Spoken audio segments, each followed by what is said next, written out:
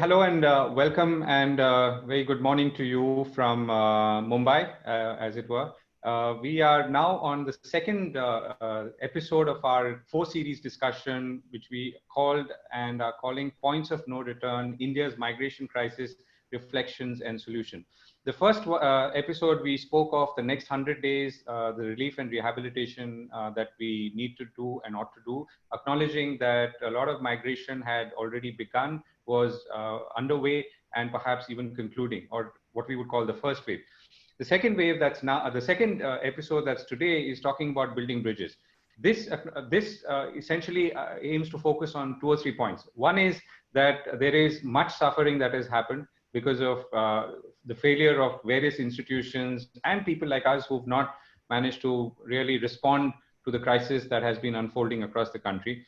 It also tries to address this disconnect, the physical, social, and economic disconnect that's happened between us and the migrant workers, and how do we restore that, and what can we do to restore that? And in some ways also trying to ask, why did they leave in the first place? What were the reasons that led to them? And so that we can prevent it from happening the next time.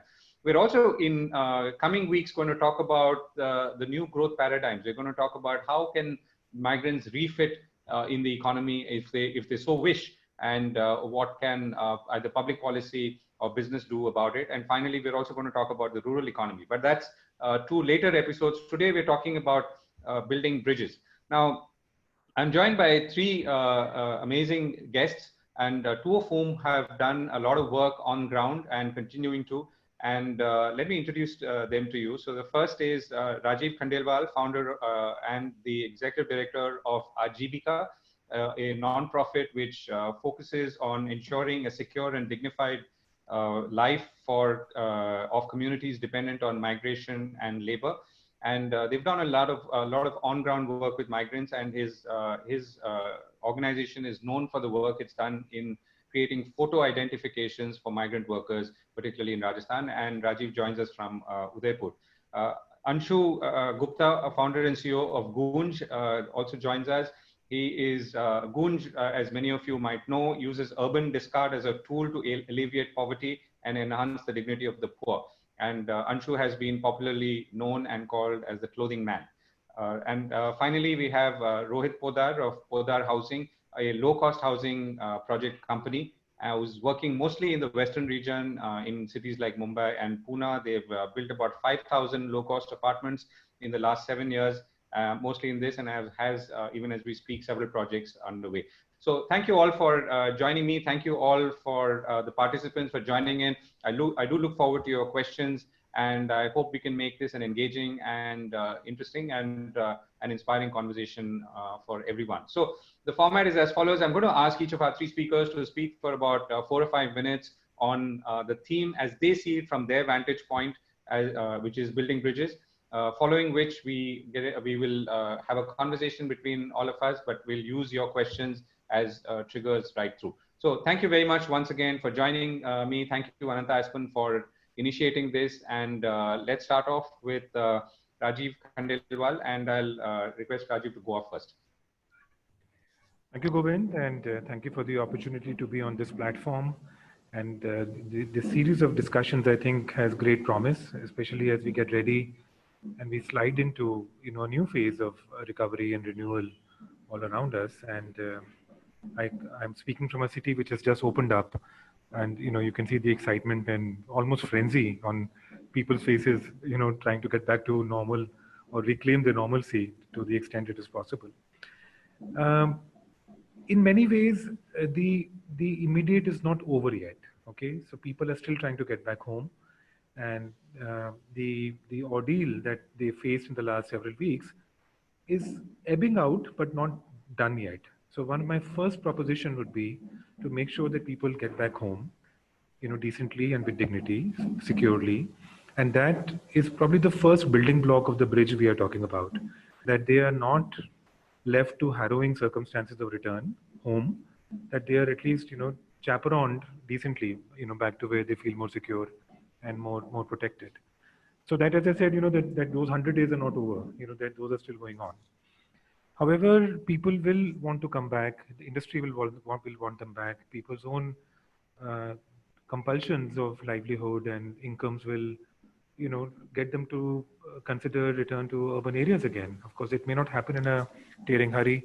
From where we are, my organization works in the cities of Ahmedabad, Surat, and Mumbai, which has seen massive kind of depopulation in the last several weeks. It and to people who have gone away to UP, Bihar, Odisha, and so on, one really wonders at what point will they come back. It may not be anytime soon, but come back they will. What can we do to make it better, or what can we do to make it smoother and more attractive for them to return? And I think there are a couple of propositions I would like to make in that. Firstly, is to make sure that our cities and our public provisioning in cities is designed and conceived very differently. Citizenship need not be dependent on what your domicile paper says.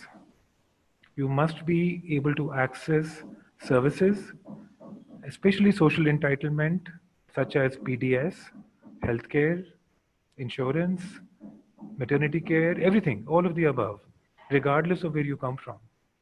Okay, you need not be a Bihari or an Odisha person an alien in Ahmedabad or Surat, right? You must belong there, having the same rights as locals do. Okay, so universal access, universal protection is absolutely imperative now to extend, getting ready for people to come back.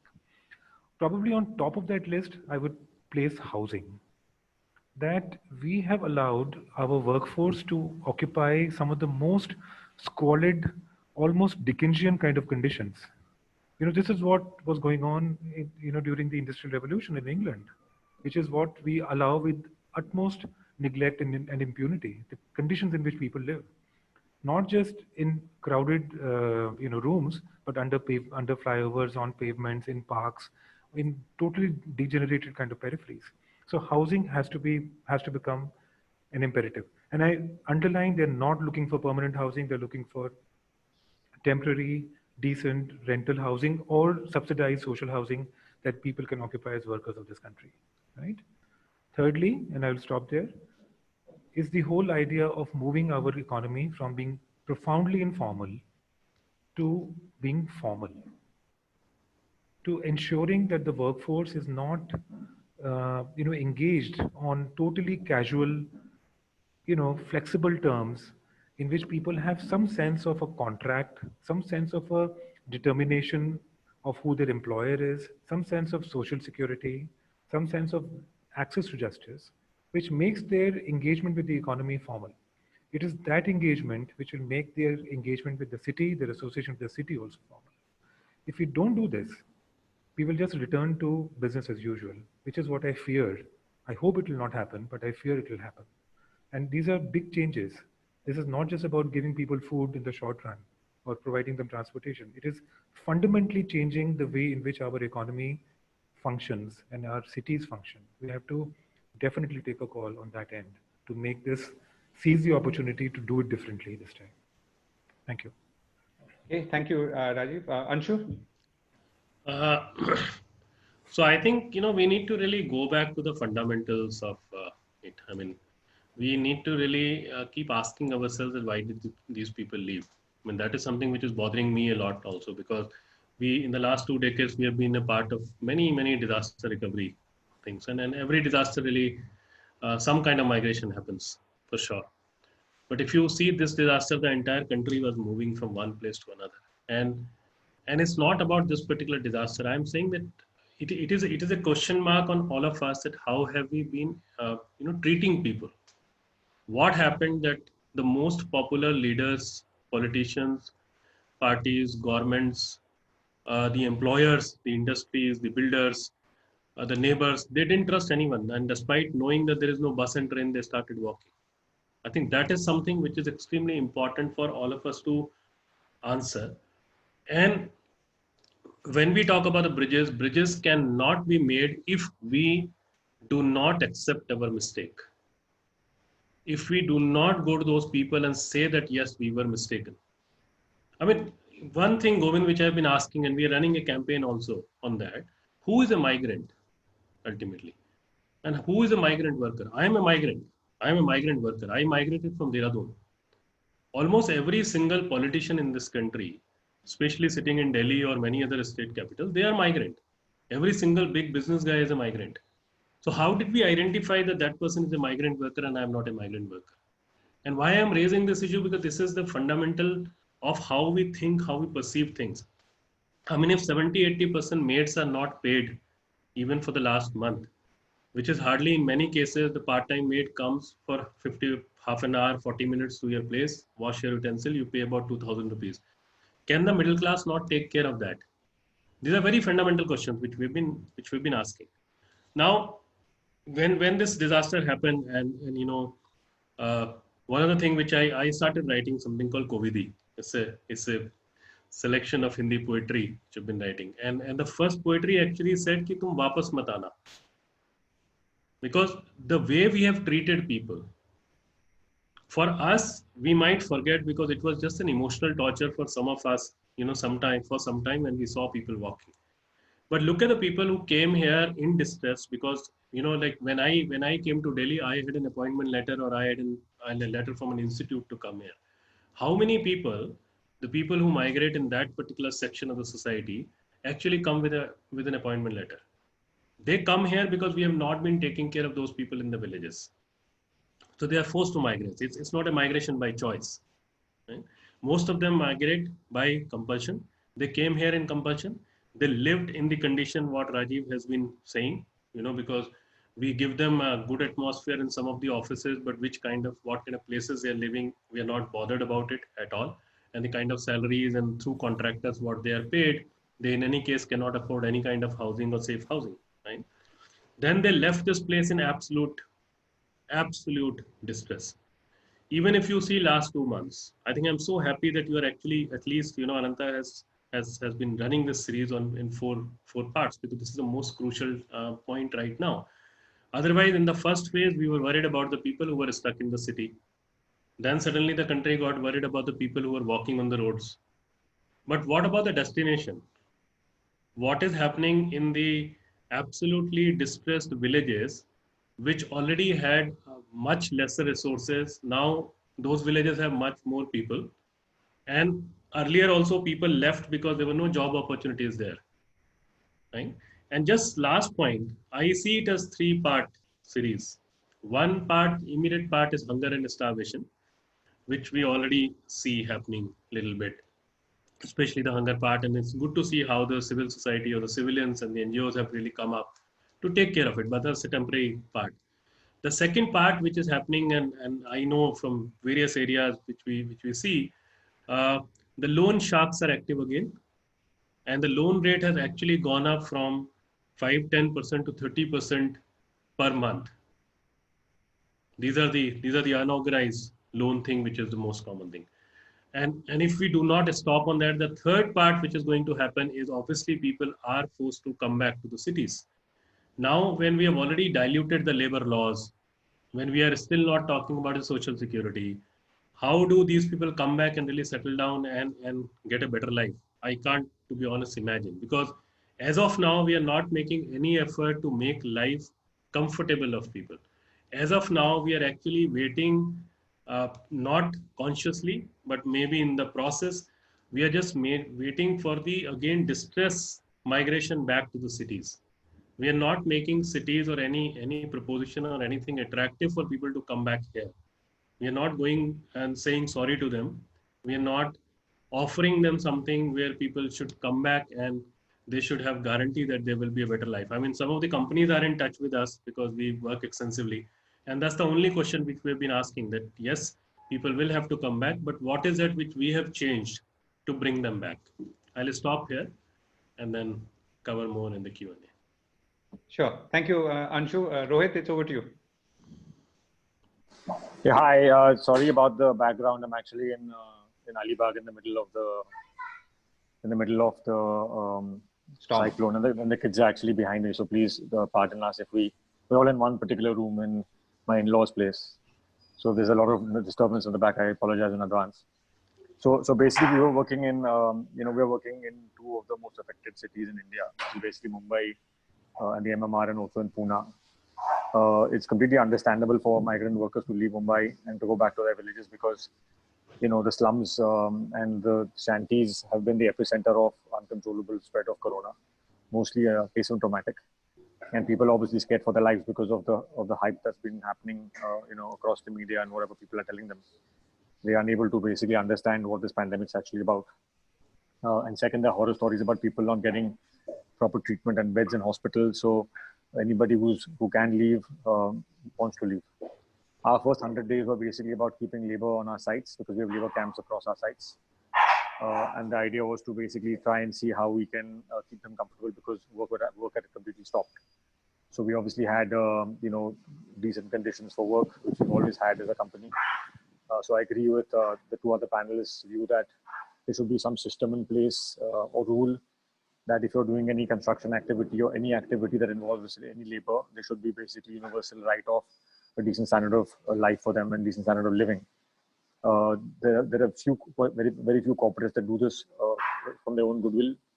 But I think there should be a clear standard as to how any labor camp has to basically operate and run.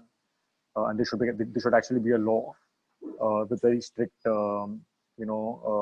penalties if you don't actually follow them. So in our case, the labor was on the site. They were fed. They were paid. We were very cognizant of the fact that money has to go back to the villages, to their families. Otherwise, they'll basically, starve.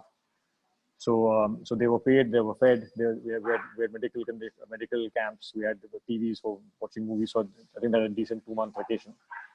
But the moment they were allowed to go back to the villages because of the underlying conditions in Mumbai of them not feeling safe medically, they all basically left.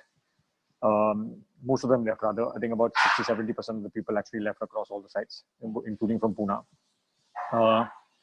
The idea of bringing them back into Mumbai, I have no idea when that's going to happen.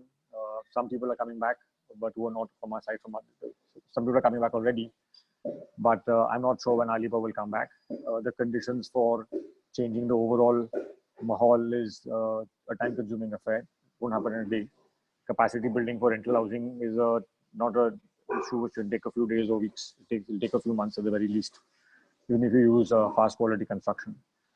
I actually agree with the second panelist view that actually they'll be forced to come back to the cities to work, and the conditions won't actually change very much. I think the mindset will change in terms of social distancing, and they'll probably have more space to live in. But the mindset won't really change. It'll really be more of a forced situation to come back because they won't have an income where they're staying currently in their villages beyond the crop season, and then they'll have to come back into the metros to actually work. I don't know what the immediate solution for this is. I hope the government has some intervention for this and enacts a law, at least for the construction industry or whatever other allied industries that force companies to basically make them stay in a reasonable manner. So that's my view. I personally practically expect labor to start coming back post the monsoon. How much will come back, what the conditions will basically be for them to return. Frankly speaking, I have no idea at this point of time. Thank you. Okay, let's get a couple of questions in, and let me start with you, Rohit, right away. So I think one of the points is that, if we are agreed that we have to make life more comfortable, so what would you do differently from what you were doing earlier? Well, to be honest with you, we changed our whole approach to health and safety around 3 years back. So we have a very different standard compared to what other people actually in the construction industry look at. And from our perspective, I don't know what you can say. It's not really charity, but for us, how we treat our people is very important. How we treat our stakeholders in our business is very important. If anything happens to our labor as a principal employer, we're actually liable. We really had a very serious health and safety audit 3 years back, and we actually miserably failed the audit from all parameters. And this is what really changed our thinking. That listen, it happened from a position of fear. That if anything happens to a labor, I'll basically go to jail as a principal employer. But then in the audit, it turned out that listen, the labor weren't happy with the way they were living. And then the question became for us is a question of cost. But we were very happy to absorb that cost because I think if you have a triple bottom line as a company and you are able to deliver in difficult conditions, then customers basically come and buy from you first, and the absorption rate actually goes up. So I want to tell all the other people who are listening in that if you actually adopt good practices for all your stakeholders, all the people who are partners in your business, and labor is certainly a partner, then basically over the medium or long term, it'll definitely pay very good dividends to you and and the way you are perceived in the market. So whether it's your market cap, whether it's your supplier base, whether it's your customers, if you run an awareness campaign, I think it helps a lot, and it certainly helped us. Right. Rohit, let me get another question out of the way. So rental housing, this is a suggestion that's come from many places, but is that something that's feasible? What are the economics like, to provide social housing or projects, as many countries call them? I mean, to the point that Rajiv was making. So rental housing as a business right now is not viable for us because of the fact that we have a very low yield for rent and also a very high interest rate. So if you look at countries in the world, India's really been based on capital appreciation of the property, and we've had a negative delta for the last 70 years because of basically supply constraints in real estate, which is now of course changed. But our interest rates remain real interest rates remain abnormally high, and our rental yields remain abnormally low. Right. So this basically means that there's a demand-supply mismatch and also a money pricing mismatch. So unless this is changed, rental housing won't be a reality. But I don't think that that's the answer. I think the answer is basically each person who's employing the labor has to basically be forced into giving them good conditions to live in. And it's a cost of doing business. It's as simple as that. Right. Okay. Let me come back to Rajiv. A couple of questions, Rajiv. So first is that, you talked about this transition from informal to formal. Now, one of the things that, let's say, the government is saying is, having a common ration card, right? So you can access your public distribution system anywhere you are in the world. So that's one step. We already have banking. There is Aadhaar, which is universal mobility. So at least on paper, and it maybe gives more, let's say, access to entitlements and benefits than it did earlier. What are the next steps that we can take, particularly in the context of what we've been seeing in the last 60 days? So Govind, when I talked about moving to formality, it was not just about ensuring food and some healthcare kind of benefits. It was actually about how employment relations and labor relations are conducted in this country. Okay, what I meant was that people must be formally employed. See, in our estimate, over 65% of all migrant workers, their recruitment is mediated through contractors and labor intermediaries. Okay, they work deep in supply chains where their connection with the principal employer is very abstract. It is multi-layered. They have therefore no claims on what Rohit very, very refreshingly just described, as liabilities of the employer, because they are not even formally employed by them. Moreover, in many, many labor markets, the system of payment to worker has moved from wage to piece-rated systems. Okay, so therefore people are now self-employed. Now, when you have created such a perverse kind of labor condition, then how do you ensure formality? So formality is ensured when, regardless of the nature of employment, regardless of the tenure of employment, people have some sense of association with the final employer, right? Which is why I think it is really important to dig deeper into our supply chain in question. And I am very happy that Rohit brought it up, that it cannot just be a question of, yes, we are responsible to our workers. I think there is a question of liability here. And consumers, buyers, investors, all must start asking, where is your material coming from? And what is the conditions in which the workers are employed at the very bottom of the supply chain? It is the people at the very bottom of the supply chain who were the first to exit our cities. Let us remember, we've done surveys in which we found that for almost about 60% of all workers, their shelter was inside their factory unit. Okay, छोटा सा factory है, उसी के अंदर रहते हैं, ठीक है? They live inside the construction site, and it's a very perverse kind of an arrangement because they are basically working all the time. Okay, and they are in a way incarcerated at the point of their employment. Now, as soon as factories shut down, in Ahmedabad and Surat, these people are out in the streets. Right? Now, these are small factories that are supplying to us the second level kind of, manufacturer who's then supplying to a third level and who's finally then going to a larger brand. So we have to start making the brand responsible for what happens in a hidden, invisible industrial cluster of Ahmedabad. Right? And I think that kind of awareness has to become quite And that's a very good point, Rajiv. So you're essentially saying, like, how you had amongst international brands like Nike saying that we want to know what are the conditions of, or some of the garment brands saying that we have to have an audit of worker conditions at the factory that the product is being made. You're saying similarly, we should create an ecosystem where we demand these kind of answers from the people, at least in construction, because construction is most of the migrant worker crisis source.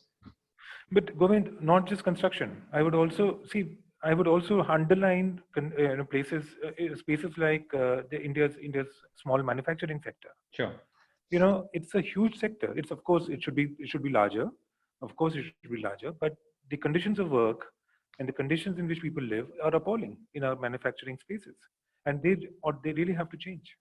And I think in that sense,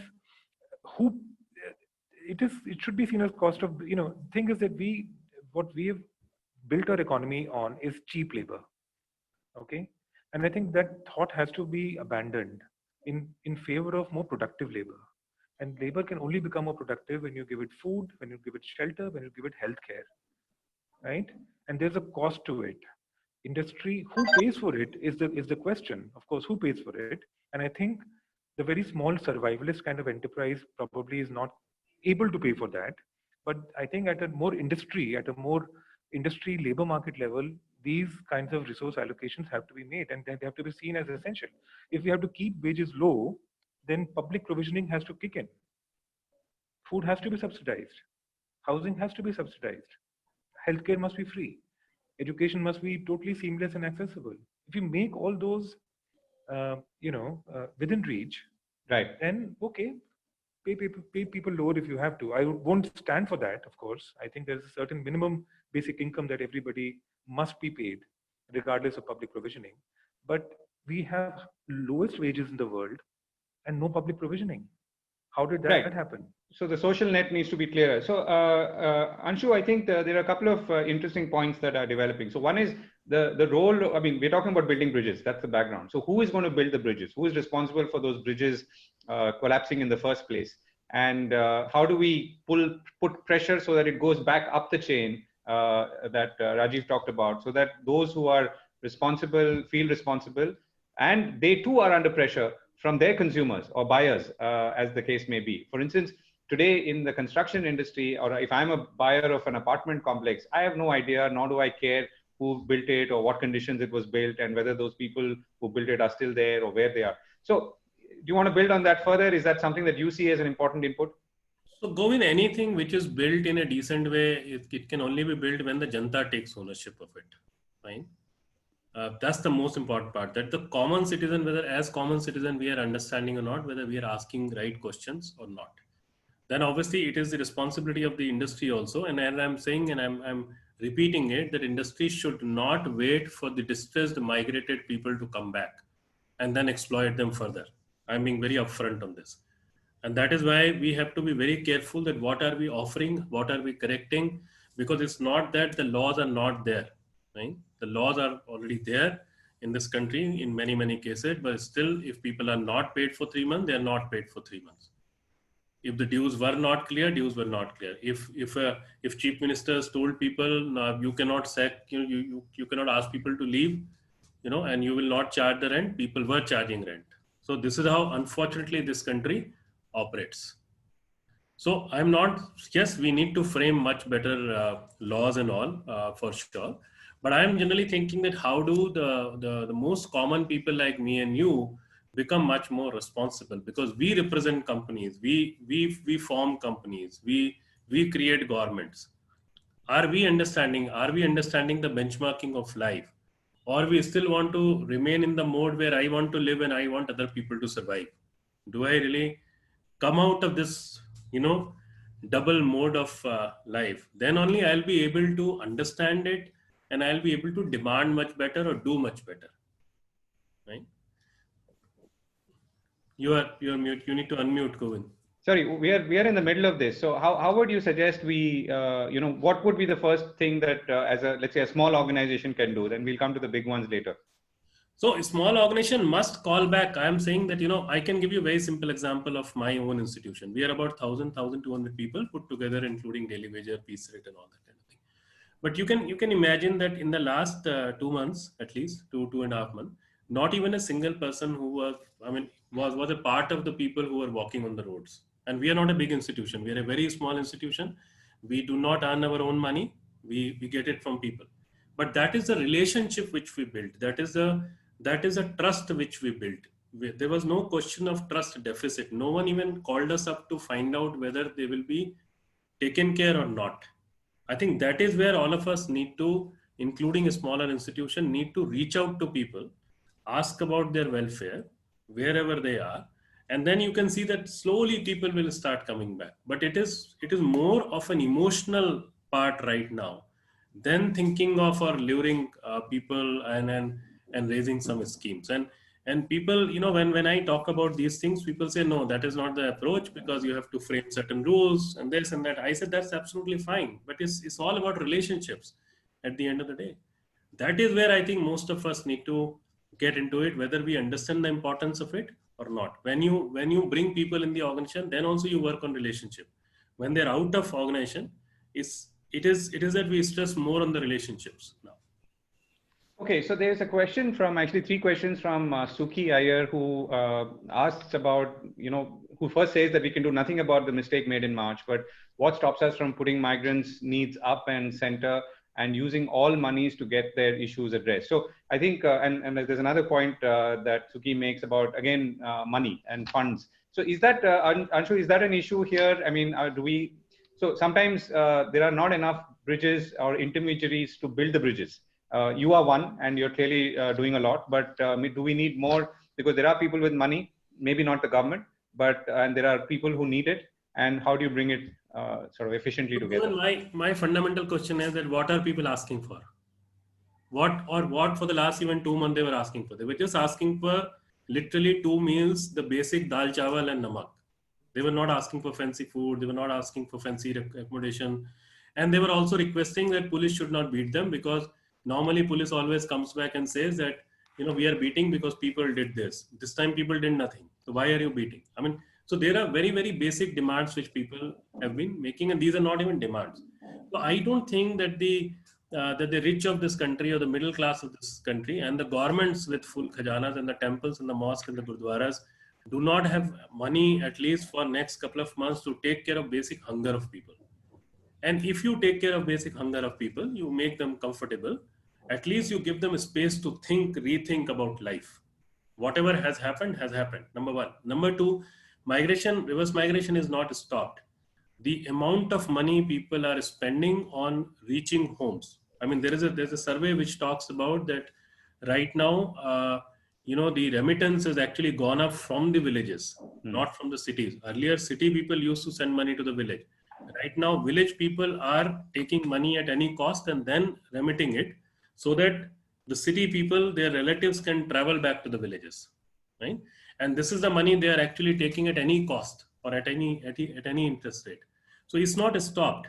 People are still in queues. People are paying hefty prices. People are paying to the blackies for the tickets. This is where all of us can do that.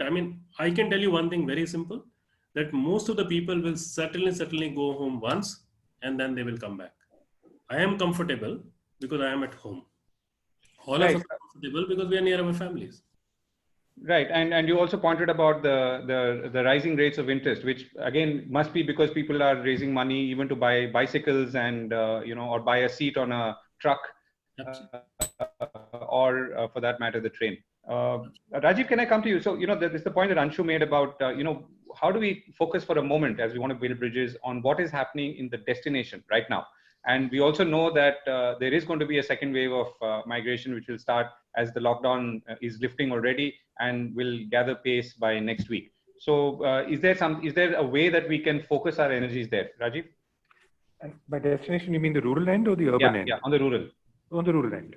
So I think what is really important is to focus on providing food, okay, because people have come back without any surplus, and generating meaningful employment, which is temporary, at least in temporary employment in nature, which is what NREGA currently represents.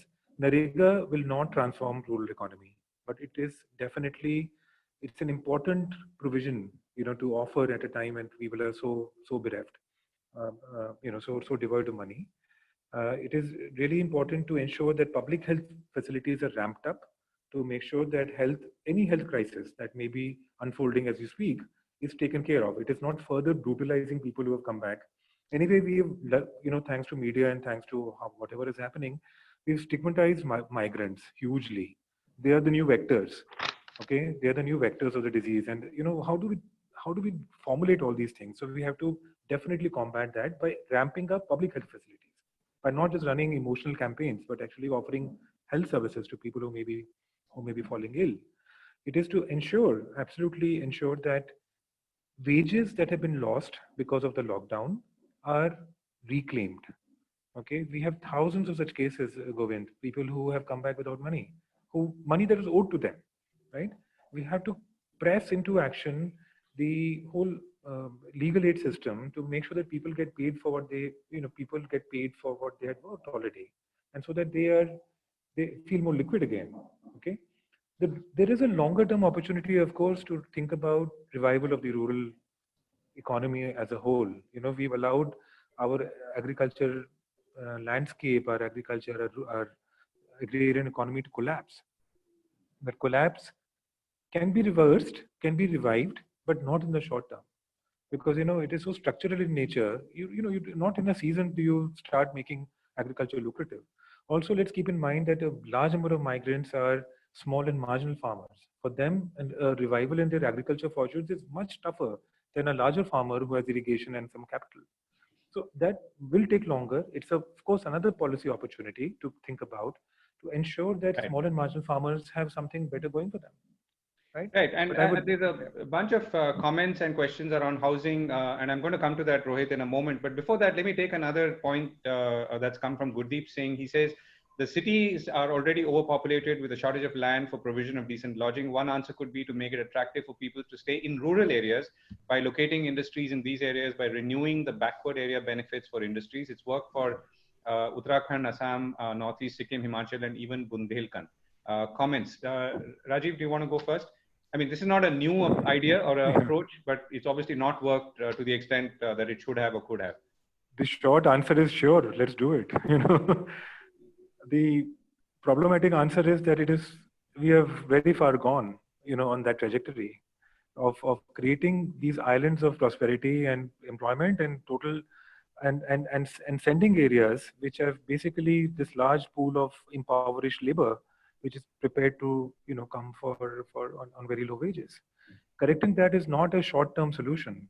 I also totally agree that it is again another opportunity to look at small towns as centers of growth and employment. Why should Mumbai and Bangalore and Bombay and Delhi be the only places where millions have to cluster? So there's definitely there's space and scope there, and I think we should focus on that. It's not a short-term anything that's going to happen in the next few months. It is the way in which our economic model has been currently structured, which has to then change. Right. Okay. So a couple of housing related points. So Rakesh Bhatia says the EWS house, one room made for domestic helps before apartment complex, should be the first to be available for temporary construction labor before main construction. It will help. Same way, staff housing before industrial complex. There's another point on Singapore. Rasik Hegde says Singapore is building about 100,000 approximately accommodations. Can these be thought of various parts of a city receiving migrant laborers, charge reasonable rent, as anyway they're paying rent for appalling conditions? Government should designate land in various pockets of a city and possibly some private intervention in construction. Of course, he also points out that there is corruption, invested interests, and land bank mafia. There are a few more points on which I think are more seeking partnerships for affordable housing. Rohit, I did pose this to you earlier as well about projects or social housing. How would you respond to these two questions and comments? So first, the government of Maharashtra under MHADA has a policy that anything which is made now in Maharashtra, 20% of the units have to be basically made for EWS and handed over to MHADA at the ready rate of construction. So that doesn't include land price, doesn't include infrastructure cost. So it's at a very cheap price. So in the same compound in which you're selling, for example, mid-income housing, 20% of that will go to EWS housing for MHADA. Now, I understand that people have the view that MHADA is corrupt and their allocation process is, not transparent. Be that as it may or not, the point is that the policy is now existing, right? So, but this is not a solution for migrant labor. This is a solution for creating more affordable housing stock at affordable prices. What's really been a game changer of creating affordable housing stocks, actually the Pradhan Mantri Awas Yojana scheme, in which we're currently building about 30,000-40,000 houses in that. So there actually you have to sell 50% of your units at the ready reckoner rate, which is of course way below market price, in some cases half the market price. So that's going to, over the next 3-4 years, create a massive supply of housing at a very attractive price for anyone who wants to buy and rent. And in fact, the rental yields are also very attractive. So for someone who wants to buy a house and then rent it out to other people. As far as the factory solution is concerned, I think that I'm very clear on my view. The factory, whether it's small scale industry, MSME, or basically large scale industry, you have to create basically, you have to understand first of all that the labor is your intrinsic partner in your manufacturing process and basically a product. The moment you understand that, creating a system for them that enables you to get higher quality, higher productivity is actually imperative, right? Now with the Real Estate Regulatory Act, for example, in real estate, there's a 5-year liability on defects, on certain defects. So that if you get first-time quality right, you actually will be more profitable and will sell much more inventory in the future. So customers will know online, how good you are as a company, right? So I think the days are basically gone. People have already realized, at least the larger companies, that basically you have to. This is a part of your business model. Right, Rohit, you talked about these 30 to 40,000 apartments. So can you give us a sense of what the price points are, and we are talking about this from the point of view of construction and migrant workers. So, not only construction, but migrant workers, of which a fair part are construction. So can they afford this? Can they manage the paperwork to even enter these households? So there are several different schemes on the Pradhan Mantri Awas Yojana scheme. Ours is basically a PPP with the government of Maharashtra, which basically is a sold model. We basically sell the inventory to whoever wants to buy it, who was basically on the list of approved customers, right? But you also now have a scheme where if you have a labor on the site, the government is giving you extra money, almost 2.5 lakh rupees a house, for the labor to actually build their own house. So we're actually exploring this as we speak, that when labor come back, should we actually have a part of our land bank, a place where labor can become permanent owners of their house. So, for example, as a company, we say if you work with us, for example, over 5 years, and this is remember horizontal constructions over large land areas in the suburbs of Mumbai, right? So it won't work for the center of the city, but certainly in areas like Thane, Kalyan, Badlapur, Vasai Virar, Panvel, it can certainly work there. But the model is one which is very interesting. So the company basically provides the labor a house at an attractive price. The government gives a subsidy to the labor to basically build a bigger house. And we basically deduct a part of their so-called EMI from their wages over a period of 5 years. And therefore, a labor can actually have a pakka house in a G+7 construction. And we capitalize the site, as it were, with a corpus where the labor actually doesn't have to worry about the maintenance costs. So this is actually evolving. This has a scheme existed for the last 1.5 years in the PMAY scheme. Not many people have used it in the past because Mumbai has been more of a urban-centric model, high-rise model, rather than a affordable housing model like ours. But as the larger players get into affordable housing as a sustainable source of doing business, more and more people are looking at it. So I know we're looking at it very seriously. Mahindra, Godrej, Tata, so really the more established business houses. But we all understand that if we have our labor as a participant in our project, it's actually better for our bottom line as a business. Right. Govind, if I could come in there briefly. Okay, please. It's really, I am very inspired by what Rohit is saying. But, let's also keep in mind that there is a very large proportion of the workforce, migrant workforce, that is not seeking to settle or own houses in cities. Okay. These are people who are seasonal and circular in nature. They would and their preferred kind of mode of engagement with the city is going to be that way. So what it leaves us, the question to deal with is that what happens to people who are there for shorter periods of time, okay, who are there temporarily. They are not seeking own, brick and mortar solutions kind of on a permanent basis, but they need dignified places to live. They're also not part of formal employment scenario landscapes, so they could be in clusters that are really small in nature. and they're working inside little units or in very kind of invisible kind of spaces. In those locations, I think housing solutions which are temporary in nature yet dignified and decent have to be found. And that's where I think the big kind of complexity exists. Are we talking about hostels? Are we talking about large scale dormitories that can house people? Are we talking about spaces that are that are gender friendly? Right now, in many cities, people tend to open up the shelter for homeless to migrant workers. That's a very different space for migrants to occupy, because they were intended for a different kind of a user. And I think it's a huge area waiting to be kind of solved and responded to. And Right, there are and and there is a add-on from Rasik Hegde who says that the affordable housing means that migrants have to leave after 11 months or fixed tenure or temporary, so that it does not become a place of pride, not staying forever.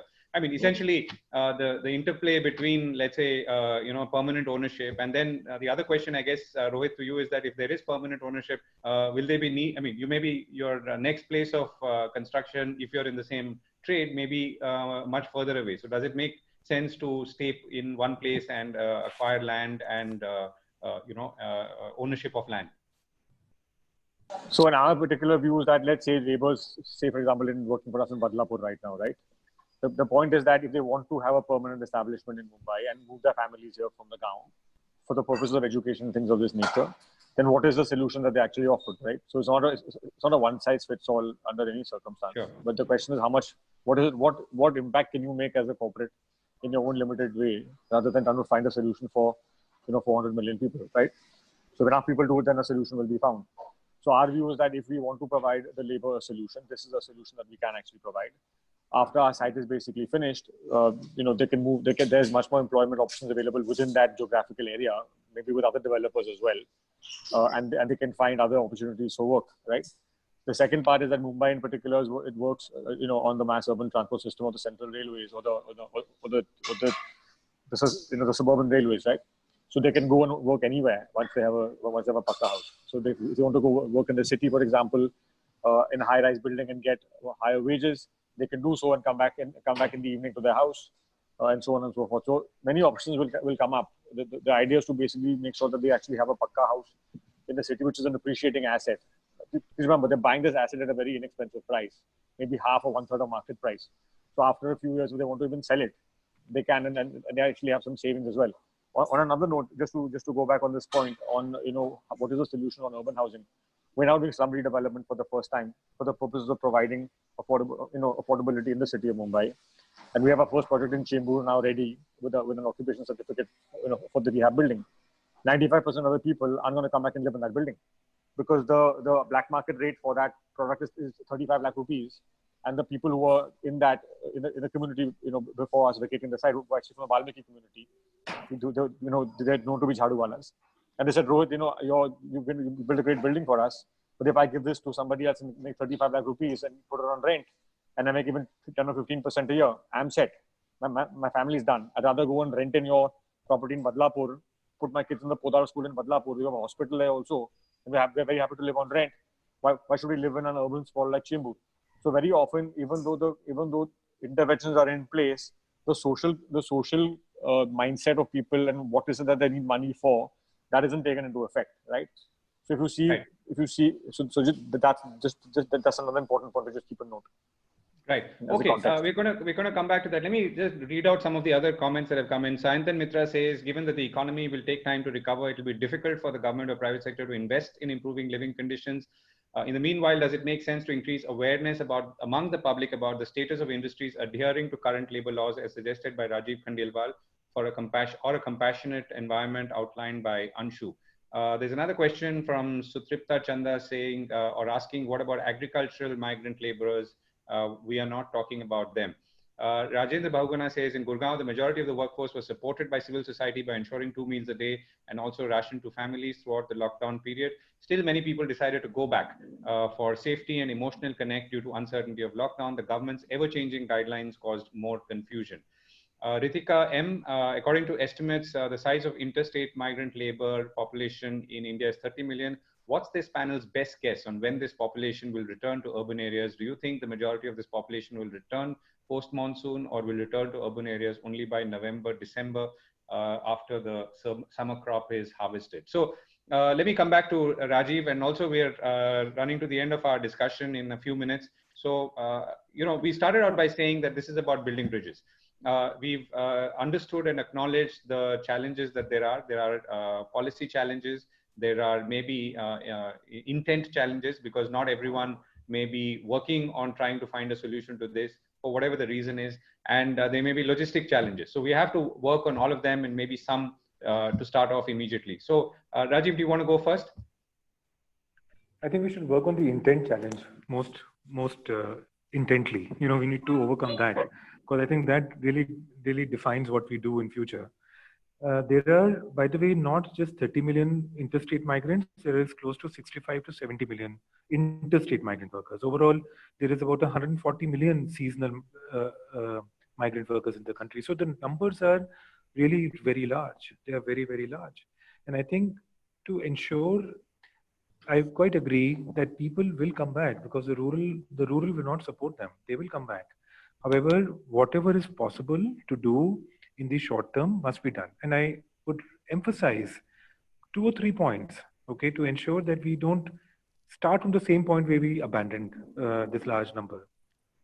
Fix housing, fix visibility, which is fix formalization. Make sure when people come back, they're registered somewhere. They don't just come back as casually unknown invisible labor. Okay, fix food. Okay, ensure that people have food, and fix protection. That we cannot have such unsafe conditions in which people come back to, the conditions that they come back to, which includes conditions of public health, in which they are offered public health services. Let us at least start from those building blocks. Okay, fixing housing is a more complex one. I agree, because of the rental kind of market conditions. It's not something that can be fixed while people wait it out for them to return. But at least let's start making the steps. Let's at least start at an industry level. Let us start accepting and declaring some standards, some minimum standards, acceptable standards, below which people will not be allowed to live. At an industry level, we agree that our workforce will not be allowed to be living in such squalid conditions. That might be the starting point of at least coming to some consensus on what constitutes decent and dignified living. Maybe that is the starting point right now. Right, Rajiv, the other point you mentioned, and this has come up in the past, is the stigmatization of migrants. And how do we deal with that? I mean, this is a communication challenge, and of course an attitude problem. It's an attitude problem because of who these migrants are. There is a strong kind of a connection of the migrant workforce with the social structure of our country. Okay, there are Adivasis, there are Dalits, there are people from persecuted minorities. It is the same mindset that is being applied to this episode. Okay, it runs deep. It runs quite deep. Right now, I think what really matters is for public health professionals, for politicians, for industry to take a stand and to undo this whole fear frenzy around this crisis, this virus being brought to bear by migrants. I think it needs really strong messaging. Right now, our media is totally unbridled in the way it describes the explosion. Yahan ek corona peedit pakda gaya. What does that mean? I mean, imagine the kind of criminalization this is kind of leading to, right? So we really have to combat it very squarely. It has to come from the very top. It has to be normalized, not stigmatized. Okay. Anshu, how do you see the I know you're busy at all times of the year. I mean, and this Govind, this is a particularly challenging time, and it's a different kind of crisis. So Govind, I mean, that's what Rajiv has been saying, and the stigma and all that. So I'm tested positive. Okay, I'm going through that phase. Are you asymptomatic or symptomatic? Symptomatic. Okay. But anyway, But you look good, so that's fine. It's been going on. That's what we have been wondering, that the moment. So suppose I'm very privileged. Fine, I can have a room, I can have a separate bathroom, I can have all the good food, Chyawanprash and whatnot. Right? Now you are actually putting all the blames on the migrant that they are spreading. Who forced them to move out? They were actually living in their own small tiny houses somewhere. They were not doing anything. We forced them to move out, and that stigma is still absolutely on. And not that they are getting a good life or good welcome in the villages, not only on the way it's complicated, but at the destination also. That's one part. The second most important part for me, Govind, I think we are again making mistake. This is what I've been a part of many debates like this, and we are still talking about migrant worker and saying that why are they not coming to the cities? When will they come back to the cities? Pre-monsoon, post-monsoon, this, that, blah, blah, blah. I am saying that why should they come back? मतलब मजबूरी में क्यों आना है? They should only come back by choice, the way I migrated. So they should only, people should only migrate by choice, not by compulsion. I still feel that working on rural economy is still absolutely doable. It's not that far also, right? Because we only know that 70% population stay in the villages. We do not understand that 70% customers also stay in the village. If you see traditionally Indian villages have always and always produced the best possible products for the cities. They hardly produce things for themselves. So they are making the most expensive carpets to be sold in the market of New York. But they are not making daris for themselves. So this 70% customer is there, number one. Number two, wherever the trained manpower people were missing, now villages have enough carpenters, enough electricians, enough plumbers. So we can still think beyond agriculture also in those cases. And the third most important part, I think in the last 2.5 months, we must have understood the value of food. Most of us sitting here, right? So far, we have been valuing the food, but we have never valued farmer. The farming is still called unskilled profession in this country. I mean, same farmer you bring to the city, make him a plumber, call him skilled. I think that mindset has to change. That thought process has to change if we have to revive the economy, if we have to revive the relationship, and if we have to, bring some dignity in life for the normal human being like us. I mean, that's how I see it. It's one of the most painful disaster we have ever handled, for sure. As a photographer myself, I have captured all kind of distress, dead bodies, everything. But this kind of distress we never imagined, we never saw.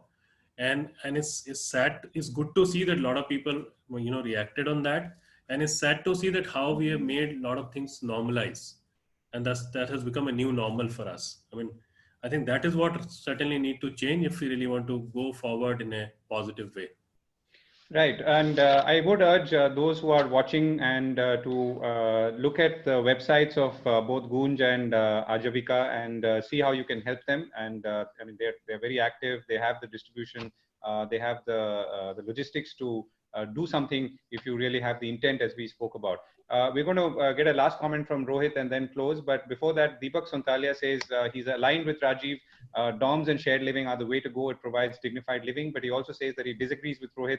He's talking about settling the migrants, and that does not solve the problem. So Rohit, very quickly, you're in the next couple of months where we are still looking at another possible wave of migration and maybe people returning. How are you going to be managing your workforce and how are you seeing the challenges at the sites that you are present in? Well, I think for us, it's a question of taking a reality pill. We're not expecting labor to come back in any significant volumes for the end of the month. So it's really a question of us recalibrating our strategy for construction, the time and action calendars, informing people of the same. Luckily, 50% of the labor on the site already there. We've got different sort of quality of construction for affordable housing now using, sort of high-end Malaysian construction, which is not much labor dependent. And so I think we'll probably be about 15-20% slower than normal, even though we have 50% less manpower. So really over the next 3 months, we'll probably lose around 3 weeks of construction time, which we hope to basically make up post the monsoon over a 18-month construction cycle. Already there's actually a contingency basically built in. So we don't expect it to have any significant impact on our business and delivery to our customers at all. But the question is that's us. I mean, the rest of the industry is not in good shape. Despite many people that I know having paid wages, labor still went back to their villages to basically be close to near India once, and the question is that I think they will come back post the monsoon as a fleeting company Right. as opposed to anything else significant. Unfortunately so. But I think that is important for us now to have a larger discussion as to how they can all be accommodated in a decent way across different stratas of industry, including the small scale sector. Right, Rohit, thank you for that. And thank you, Anshu and Rajiv, for your thoughts and some very, very important policy prescriptions. Anshu, I must also thank you for sharing the fact that you are COVID positive, and really that does not make a difference.